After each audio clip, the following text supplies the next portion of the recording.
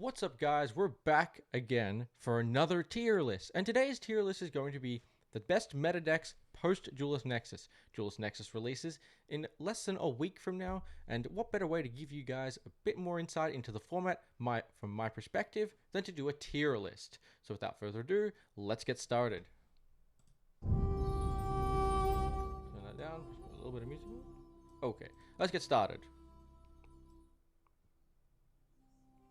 So the first deck we have is the new Advent Synchron deck, specifically Adventure Synchron.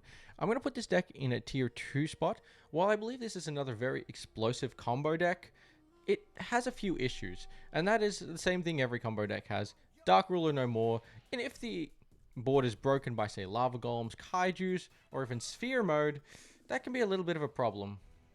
So for now, we're going to put this deck at a tier 2, because I believe there is a better combo deck, but this deck can definitely go up. It really won't get worse than tier 2, but it's because it can just steal wins out of nowhere. Next we have Altergeist, and Altergeist is in the same category. The new support cards from Duelist Nexus are just amazing, but again, I don't think Altergeist is the best trap deck available. So with that being said, I believe this deck is going to be a tier 2 deck, but it has the potential to be a tier 1 deck. Altergeist has some of the most irritable cards you can imagine. They have negation, they have counteractive traps, and now they're able to combo and set up a board of monster negates. It's very annoying. Branded Despia. It's Branded Despia. It's going to always be around here. They have some really annoying locks with the Gimmick Puppet lock. They can set up a Jinzo. There's just a lot of BS this thing can do. But again, Ash Blossom is still played as a staple in almost every deck, and for that reason, Branded Fusion, it's always going to be susceptible. Do you have the Ash Blossom? Do I have the out tier Ash Blossom? It's really just a tier 2 deck. It can never be tier 1. And especially right now, with some of the decks we expect, Dimensional Barrier could come back into the format. If you flip a Dimensional Barrier against a Branded player, well, they might cry. Dark World is tier 3. I expect to see a lot more Droll in the format. There's also Kashtira is another prevalent deck in the format.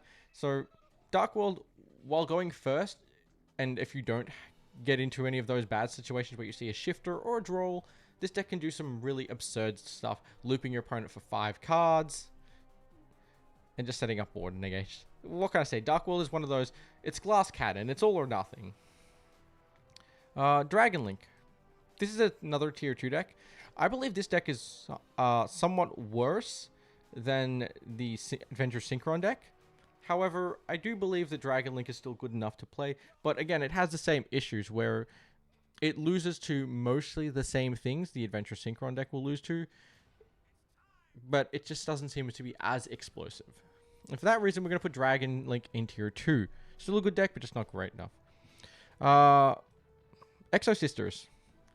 This is essentially a worse version of what I believe Altergeist can be. So, with that being said, it can play just as many floodgates and everything.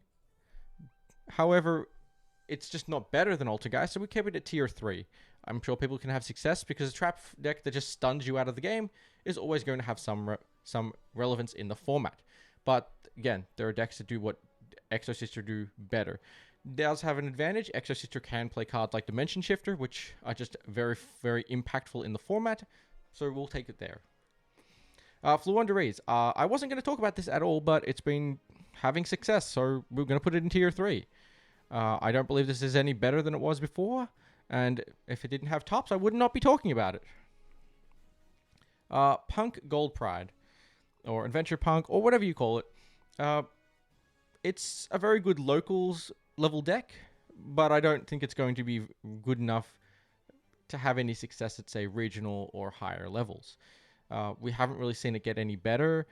It's very Psychic and Punisher reliant, so if you're able to out Psychic and Punisher, which expect a lot of Kurikari Div Incarnates, expect a lot of Kaijus, expect a lot of Sphere modes, Lava Golems, that kind of stuff, this deck just gets a bit weaker. As well as Dark Ruler No More is prevalent in almost every side deck.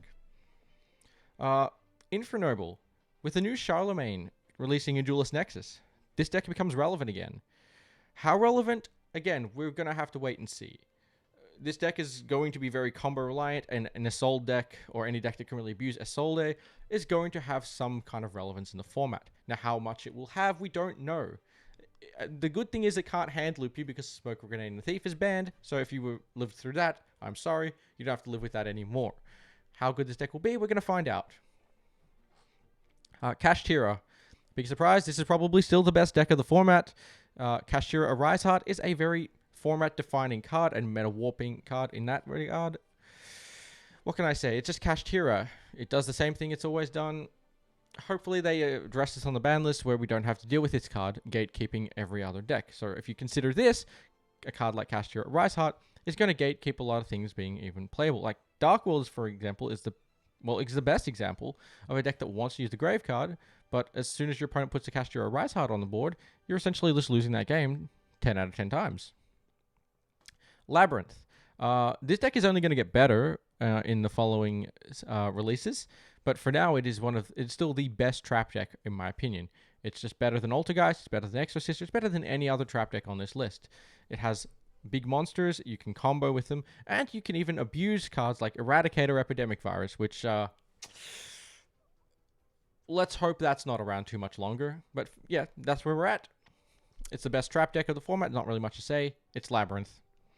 Manadium, or Manadome, whatever you want to call it. This deck is going to be, in my opinion, the best combo deck of the format. What can we really say other than, if you've seen some of the combos this deck can do, it is absurd. It sets up a body of negates, but they also can support themselves with the counter trap that gives them another layer of protection. For that reason, I think this will be the best combo deck. It is better than all the other ones like Dragon Link and Adventure Synchro, where this deck will not lose to something like Dark Ruler No More.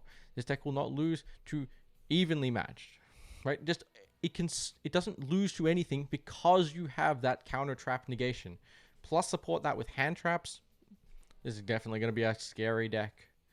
Oh, in addition, it can play Fenrir as well. Fenrir is a ridiculous card. Mathmech, aka the Joshua Schmidt. This deck is bad. It can't play through Droll. It's going to get shifted. Every other board breaker, just don't play Mathmech anymore. It's not a good deck. I mean, if you're at locals, sure, it can do well, but there's a reason we haven't seen it do any good, have any regional success recently, and it's most likely not. It doesn't get any better, and if you're not getting better, you're just staying where you are. Everything else around you is getting more powerful. This deck is just lowering in power levels consistently. Makanko. Makanko is a deck... Makanko is a deck that it's kind of interesting. It could very easily be a tier 2 deck, or tier 3, but for now we're going to put it at tier 4, and there's a reason for that. The more notoriety Makanko gets, the weaker it is. I think the key of Makanko right now is the fact that a lot of people don't know what these cards do. And when you consider that not a lot of people know what these cards do, it catches you off by surprise, and you're just like, wait, why am I dead? Right? How did I die? That happened to me. How did I lose? And then add in the fact that they have destruction immunity, and they can set up ways that they can't be targeted. It's very difficult to out these cards. So that's... But as soon as you start knowing what these cards do, Makanko gets weaker. And for now, I'm going to leave it at tier 4, or the... as the honorary mention, it can go up, but I'm going to leave it here, even with the new support in Duelist Nexus. Plunder Patrol. Same thing. It's good if you don't know what they do, but as soon as people are aware of the choke points, it's not very good. Like, if you know how to interact with the deck, it gets worse. Purely. We get the custom E Purely Noir. Ugh. This is going to be very, very annoying, and I think this is the main reason you're going to see things like Kaijus. You're going to see stuff like Kurikari Div Incarnate, Lava Golems, Fury Mode. You're going to see a lot of just things that are able to stop Purely, because if they get Noir out with like 7 materials, and you don't have an out, GG, my man, GG. And now they have Search the Trap.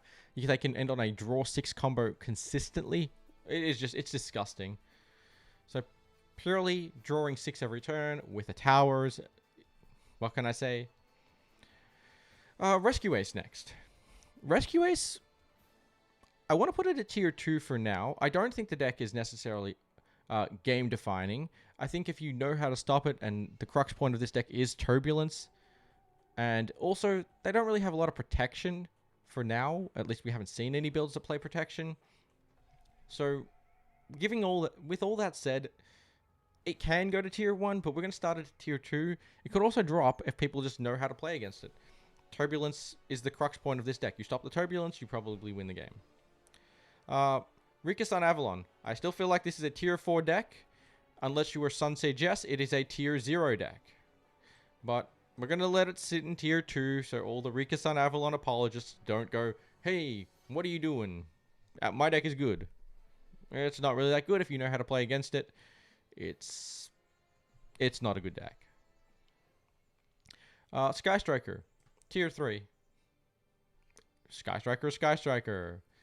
Sure, they have more engage. Sure, they have everything there. But again, Droll, Shifter in the format, kind of good. This makes this deck bad, as well as floodgates like Anti-Spell and Eradicator Epidemic Virus. While those cards are legal in the format, Sky Striker really cannot progress past a tier 3 deck. Then we have Sprite and Sprite variants. These decks, they were tier 1, and now they're tier 2. It's not that they got worse, it's just that a lot of other decks are better than Sprite right now. So, for me, I would put Sprite and its variants here. It just doesn't do anything degenerate enough. And when they're going second into combo-based boards, it just gives them a lot more trouble.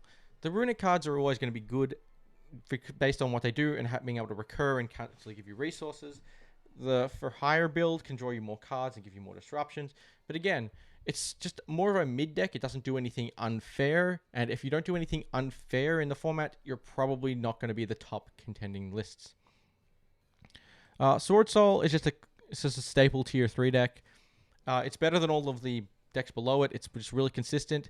It doesn't really do anything unfair again. It just does a really consistent setup of a 10 plus Chichao plus Blackout and maybe a hand trap or 2. That's not going to really do enough in the format at the moment versus the top contending decks. Tier limits. Why do we still have to talk about this? Tier limits is, I don't know. Why is it still relevant? I don't know. Why does it keep coming back? When will we be able to say this cut and just go away? But for now, it's tier 3. It's just not consistent.